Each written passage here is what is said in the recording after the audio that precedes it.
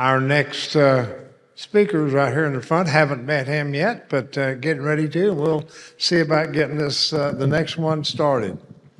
I don't think I. I'm great.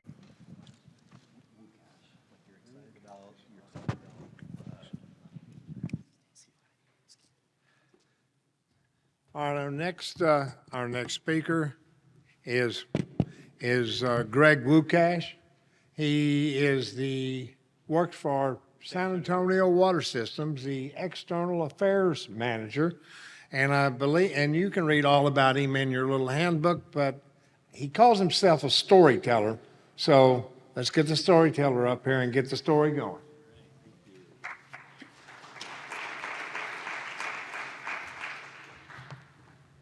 All right. Can y'all hear me okay?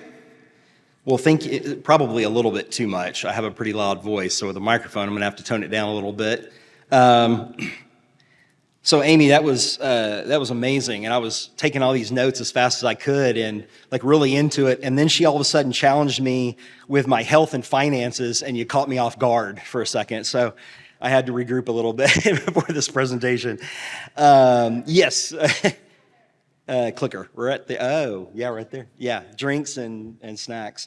My name is Greg Wukasch, and I do work with the San Antonio Water System. I'm the External Affairs Manager, and have been at SAWS. This is my 26th year there, and I like to tell stories for the city that I love. That's how I kind of look at it, and this is going to be really hard for me not to move around a lot, because I tend to move around a lot. You'll see in a minute.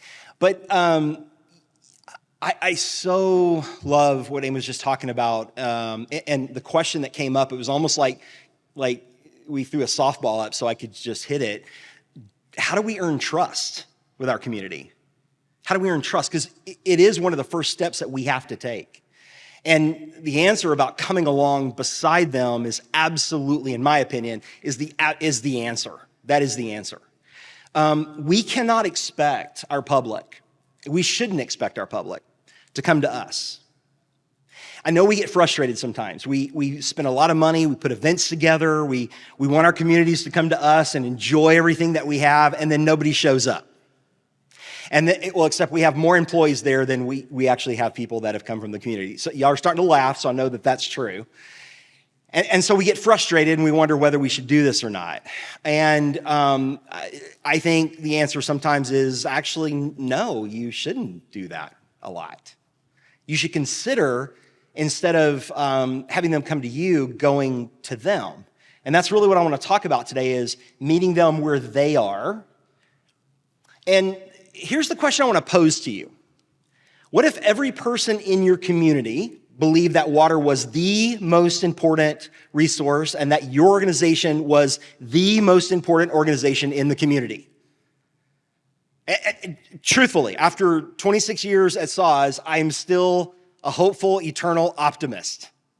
And I think I probably will be to the day I retire. I genuinely believe that we can have people in our community, and I actually believe this. Some of y'all, I know some of y'all, and you heard me say this before. I genuinely believe I work for the most important organization in San Antonio. Now, if anybody's here from San Antonio and you're arguing with me, I'm sorry, but I genuinely believe that. Because I work for the utility that provides water to our public every single day, and we get to treat the wastewater, the sewage water, for all of you people that are here for the conference. It's a huge responsibility, and therefore we take it that way, and we can have our public see that we are the most important organization in the community, but it takes some work, because it's going to take outreach. It's not going to take, again, them coming to us. It's going to take us going to them.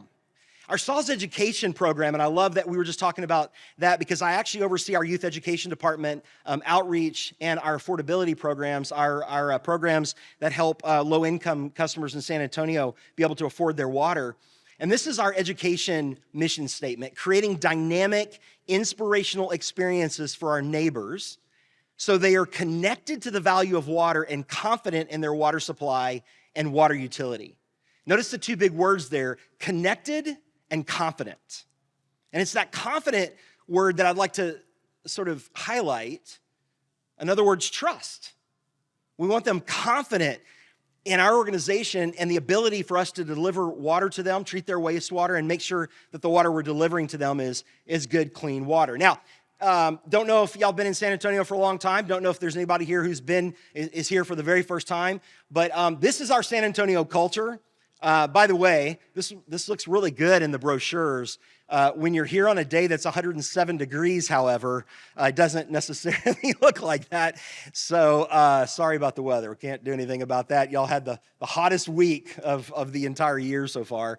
But here's our culture. We know the Alamo. We know the Riverwalk. We know Fiesta. And those are the things that we talk about all the time in our culture here in San Antonio. But we're also a city that's born of water. We exist because we have a river, because we have springs. We would not be here if it wasn't for that. We're a city that is sustained by water. The Edwards Aquifer. We hit groundwater wells and it changed the structure of our city forever. We're a city that is fueled by water. Quite honestly, without the Riverwalk, some of our economics are just not here. Tourism sustains us, and it's sustained by water. And we're raised on water.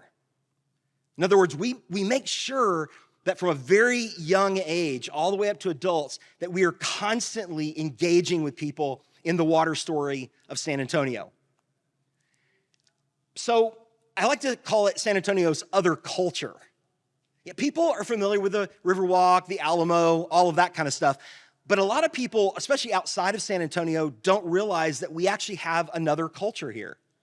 And that culture is actually based upon water. And you have to ask the question, how does that happen? Now, please forgive me if I seem like I'm bragging. I'm not trying to brag. I'm just simply saying that over the years, we've actually noticed a cultural shift in our organization where water has become truthfully paramount. People talk about it. People discuss it. And I'll show you in a minute. It's on the news every night.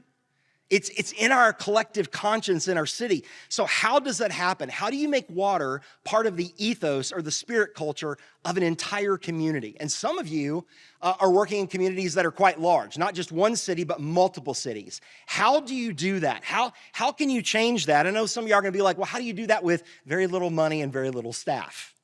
Because that always seems to be the challenge, doesn't it? How do you make water part of your community culture? Well, the first thing, and I just want to bring up a couple of points and show you some pictures here of things that we're doing. You work hard to make sure that it continues to be part of the everyday collective community story within the community. It needs to continue to be the story every single day. And there's a multitude of ways that you can do that. One is by creating ambassadors that are knowledgeable and capable of sharing your story. Ambassadors. I like to call them our ambassadors. Who is actually sharing the story in your community, in your communities? Who is telling the story of water? And how well are they doing? And I know before you say in your mind, well, Greg, I mean, are you talking about like full-time staff? How can I afford a big staff? How can I do this? No, I'm talking about board members. Do they know your water story? Do they share your water story? All of your employees that you have in your organization, they are all ambassadors, but a lot of times we don't entrust them with a story. What we do is we say, oh, those are the technical people, those are the engineers, those are the whatever, and we put a label on them, and we don't entrust them with our community water story. But here's the thing, every time they're in the community, every time they're sitting around the dinner table talking to their family and their friends at restaurants, and somebody knows that they work for the groundwater district or the water system or whatever, they're going to say, hey, tell us, they're going to ask them something about water. And you want them to be able to share that, be knowledgeable about that. And that's how trust begins to be built, by creating ambassadors. Why build SAWS ambassadors? Why is that so important to us? Because it humanizes us. It's the personal touch that humanizes the organization. It makes people more likely to trust the San Antonio water system, especially when hard conversations are necessary. We have to put a face to a story, a face to the issues that are going on in the city. And I just want to say that I know that historically what's happened in the water sector, again, I've been doing it for a little while, is that it was kind of like we sit in our offices and we don't want to really engage the public because, well, the public's going to scream at us and they're going to complain to us, and all we're going to hear is all the bad stuff. So if I don't engage with them, then I just won't hear it. But it just means that somebody in your community is actually telling the story for you and probably not doing it in a great way, probably in a negative way. So we have to humanize the San Antonio water system. We need to humanize our organizations. And that means selecting who your ambassadors are going to be. Making sure that they are knowledgeable, but they also got to be people that want to get out and talk to the community, right? Like, have y'all ever had anybody in your organization that you sent out and they're at a public meeting and they're like, okay, slide number 1, if you can please look over there. And you're just like, oh my gosh, we sent that person out to the meeting, right? Well, that's the representation of your organization in that moment. Building SAWS ambassadors, it helps to show the importance of water and SAWS within the community. It shows the community the importance of our organization and of water. It helps the customer see us as a neighbor. It's relationship building by showing up. And this is the key. And if I can get one thing across today, this is really what I want to get across. By showing up in their spaces. In their spaces. Going to them. It's going to where the people are. And it allows us to be an extension of the company into the community. It's work that matters. Here's a picture of one of our SAWS volunteers who's out on a day of caring and painting doors and fixing windows and doing landscape work. It opens pathways for the SAWS story to be heard above the noise. Because when these folks are out painting doors, fixing windows, engaging in the community, somebody's going to come out and say thank you. They're going to notice they work for the San Antonio water system, and guess what? They're going to immediately begin to ask them something about water. And there's that opportunity right there for us to be heard above the noise.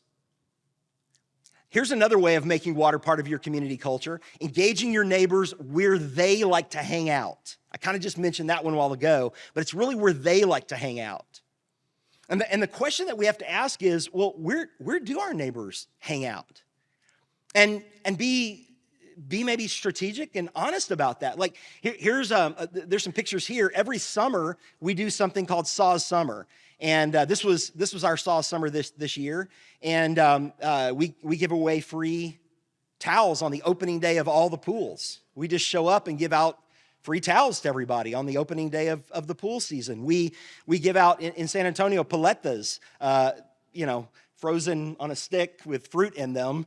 When it's so hot here, right? We give out free paletas at Hemisphere, and we tell people to come and gather there at Hemisphere Park and get a free paleta. The middle picture there is the Pearl, which is a big time hangout here in the San Antonio area. And so we actually engage people there with music and with conversation. And again, you might think, oh, okay, Greg, y'all set up a table and you hand out like Frisbees and stuff. Yeah, okay, sometimes. But sometimes we actually sponsor a DJ. And we just have the DJ come and play music for the people as they're hanging out. Sometimes we sponsor a movie in the park and show a movie. What, the water system is sponsoring a movie or a DJ? Yeah, because that's engagement with the community. It's not them and us, it's us collectively. The other thing you can do by making water part of your community culture is by being an integral part of your community celebrations. My question would be, do you know your community celebrations? Or again, you might have multiple communities that you serve. Do you know what their celebrations are? Do they have a county fair? Do they have a parade as part of the county fair? Do you have a float in that parade as part of the county fair? Some of you probably do. Some of you probably are like, I didn't think about that. So know where the people in your community are hanging out. Here in San Antonio, a couple pictures here. This is our Fiesta. Fiesta, a lot of people don't realize Fiesta is actually the second largest event in the United States, only behind Mardi Gras. It goes on for a number of weeks. And a couple things about Fiesta. First of all, people will actually take vacation time and take off for 2 weeks straight because they want to go to all 123 parties that are going on during the course of those 2 weeks. But there's also a multitude of parades that we have. Night parades. We have the largest night parade in the United States. And so a couple of years ago, we decided we're going to start having a float in the night parade, but we're going to make a little fun of ourselves, right? Because we have this whole thing about grease in our toilets and our lines. So, and metals are a big part of Fiesta. We trade metals. So we actually started creating a line of toilet metals. And let me just tell you, they caught the attention pretty quick of the public. Before we knew it, after about a year or two, everybody wanted the different toilet metals that we were coming out with. Now, we didn't realize how popular it was going to be, so every year we had to sort of try to take the next step and try to take the next step. In fact, one year we actually had a real flushing toilet. Not really flush, but it actually had a little button that you pushed and it made a flushing sound. But that wasn't it. Then we decided, well, why don't we do a big float, and why don't we make toilets and grease and fat and oil and wipes, and why don't we make that part of our float? And so we did, and you can see, it's kind of hard to see, but that picture right there, we created a float that's called Sewer Wars. And so for the last 5 years, we've taken a different movie or TV show and created a float around that theme, but it's all based on sewer or toilet or whatever. And when they're showing it on TV, they're like, well, here comes the San Antonio Water System giant toilet, every year. And again, some organizations might say, well, we don't want to talk about that stuff. Why not? The public loves that kind of stuff. And again, we should be at Fiesta. We should have a medal. We should have a float, because this is the largest celebration we have in our entire community. Another part of being a part of your community culture is occasionally creating your own not to miss events. Now, I'm not going to say you shouldn't have your own events, but I will say that if you're going to host an event, please try to make it something that's a not to miss event, a not to miss event. It's something that comes out where people are like, I've got to go to that. The picture at the top, that is our kickoff to spring every year. We call it Spring Bloom. And I call it the unofficial kickoff to spring. And of course, we give away this one free little plant. Come out and get your free one plant, right? Y'all probably have done this a lot. This one xeriscape plant. And an hour and a half before the official doors open, we have over 1,000 people standing in line to get their one xeriscape plant.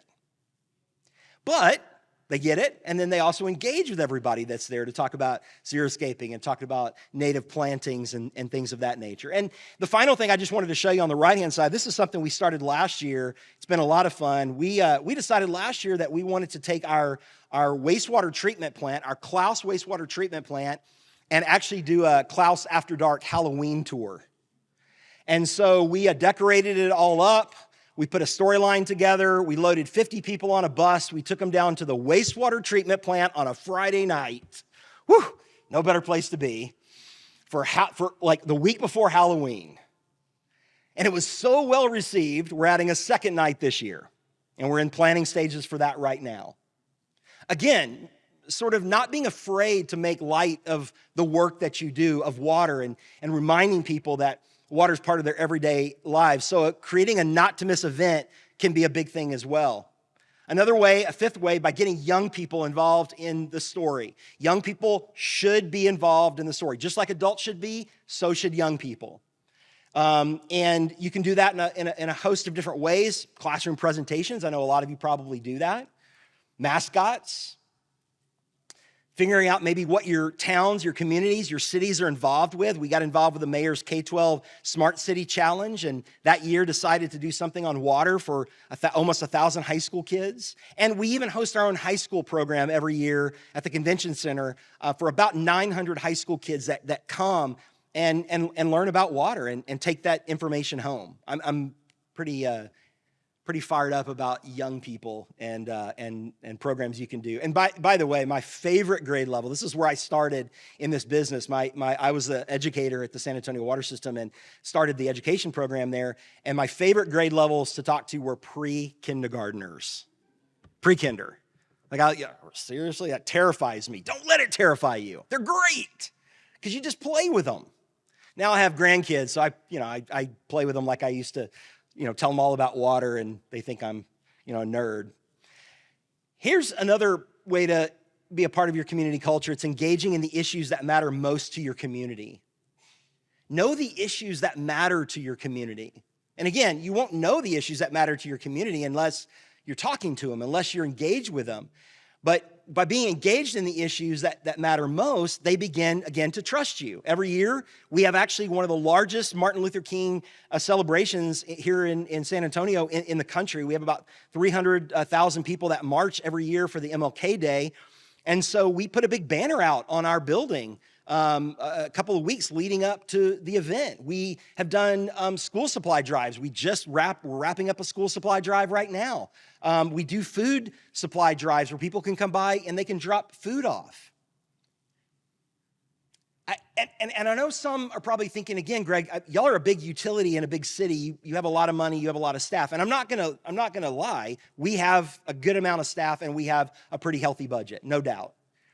But it doesn't take a whole lot of staff and it doesn't take a whole lot of money to put together a food bank drive. Our most successful drive to date was started because one of my employees was so passionate about pets, never had children. She's so passionate about dogs and she rescues all these dogs that she said, we need to do a food pet supply drive for our utility, for our organization. And she did. She just did it with the permission from the organization. And we raised more pet food than probably we've ever raised food for the food bank. People were willing to come in and drop those things off. And again, people look at that and go, wow, SAWS is involved in that issue in our community. We're passionate about that issue in our community. And another way of making water part of your community is by creating ambassadors who have a wider platform to share their story. Yes, creating ambassadors first and foremost, I believe, has to start with your own employees, your own board members, your own leadership. It has to start there. But don't be afraid also to create ambassadors who have wider platforms. And I mentioned to you all ago, how does this collectively get in your culture? Well, every night on our news, you're going to see our weather folks. They're going to actually be talking about the Edwards Aquifer. Today, the Edwards Aquifer level is. Today, the Edwards Aquifer level is. That is on all of our news stations, and it's almost every single night. Now, at first, we had to, do paid advertising.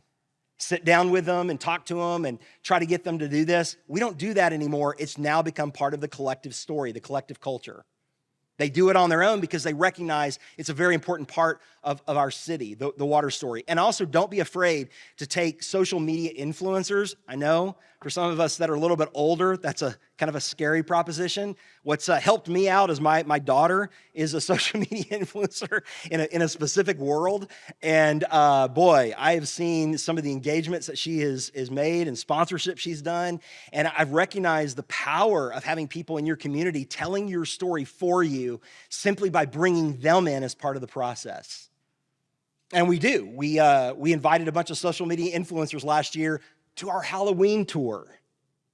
And they thought it was so funny, they just started talking about it all over social media. And then everybody else picked it up, and then it just kind of went from there.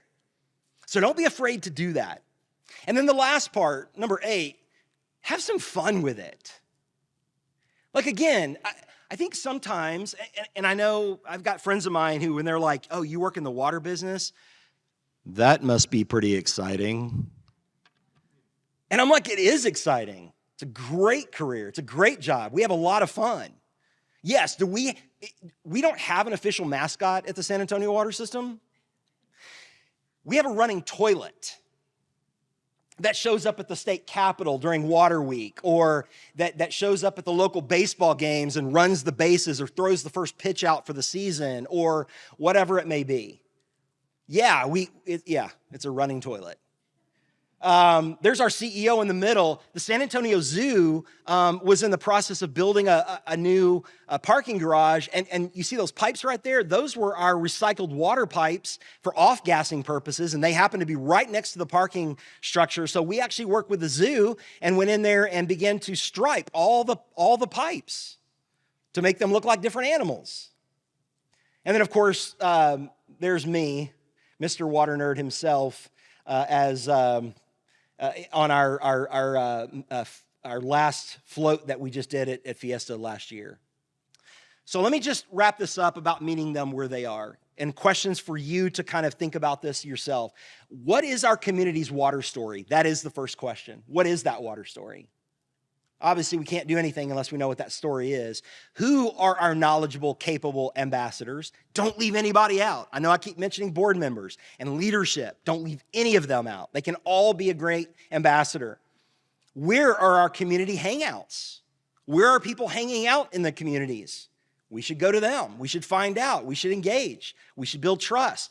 What does our community celebrate? We should be celebrating alongside them. What occasional events do we host? Or maybe we should be hosting. Maybe there's a gap in our community and we should be hosting something. How much are our young people involved in this messaging, this story? What issues matter most to our community? And last, who can help us share our story to a wider audience? And then last, are we having some fun with this? And I think you can probably see that I'm a little passionate about this because I think this is our public, our communities, they're smart. And they're talking about us. They're talking about water. They're talking about our organization. They are. We should be a part of that conversation, not just let them do it on their own. And that's why I'm pretty passionate about going to where people are, meeting them where they are, building their trust where they are. I think we have a couple of minutes to answer any questions that anybody may have. Anybody got questions? We got the microphones. I can't imagine you wouldn't ask this fella any questions. Pretty passionate about what he does. You have no idea how many times I almost grabbed this glass right here. I mean, it was at least 3 times. Yes, sir. So my quick question is, you want to get your employees engaged in the community, but I think a lot of this stuff is all volunteer on their part. Or is there any, do you pay them to do some of this stuff, or how does that work out? Yeah, thank you. Thank you. Both. We have some staff that are going to go out. It's part of their job, and they're going to do that. Then we also have some people that are volunteers in the community that will help us out. Actually, the Garden Volunteers of South Texas, they love to carry our message out there. And so, we invite them to special events and things of that nature to build relationships with them. And then we know they're going to go out there, and as they're doing their presentations and neighborhood association meetings and things, they always talk about our organization and how great we are and what we're doing and those kinds of things. I will also mention, thank you for that question, because I also mentioned this. We've also started during our onboarding process of all of our employees. We make sure that we actually have a tour that we call From Rain to Drain that shows how we pump water out of the ground all the way till we treat it in our wastewater plant and then deliver it back into the river. And every single one of our employees go on that rain to drain trip before they start to work at the San Antonio water system, so they understand fully what our story is all about. So you can even do that as part of your structure of your organization. Great question. Thank you. Other questions?